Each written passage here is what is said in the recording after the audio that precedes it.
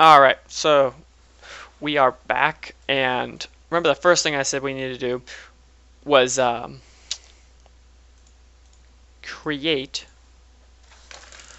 well, we'll add a name is the first thing I think we were going to do. String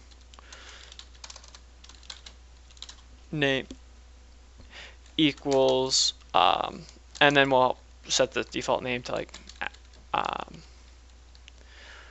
default name.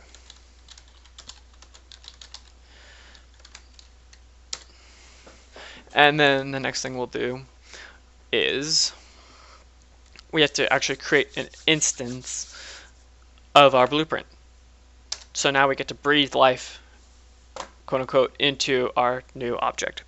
So what we'll do is just human first human equals new human. Boom. That line of code creates our new human. And then we're just gonna sysO. We're just gonna get his weight. First human dot weight. So that's how he accesses his variables and his functions using the dot. And then system dot out dot println. Well, I'm basically just copying over code. Sorry about that. I should have made that faster. Anyways, so we'll just do this twice, and in between we'll just do first human dot eat.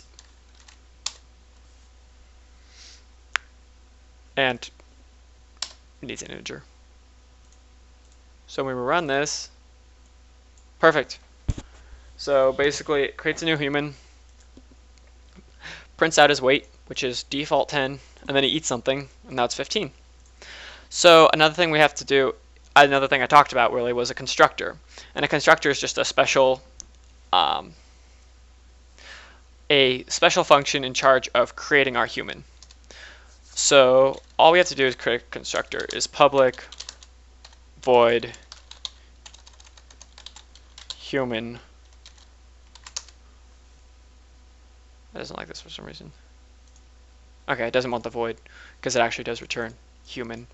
And that's how you, because the constructor creates an object human and it spits it back out to your variable, so it actually does return human. Anyways, enough of that.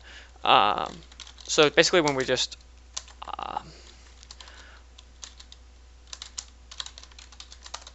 basically what I just wrote here is when we create a new human, just print out he's alive. So when we run it, it says he's alive 10:15. And I'll talk more about like overloads and overrides and all that fun stuff in later videos. So I will catch you around in the next video where we will probably talk about overloads. Overloads or private, keeping stuff private and hidden. Alright, see you in the next video.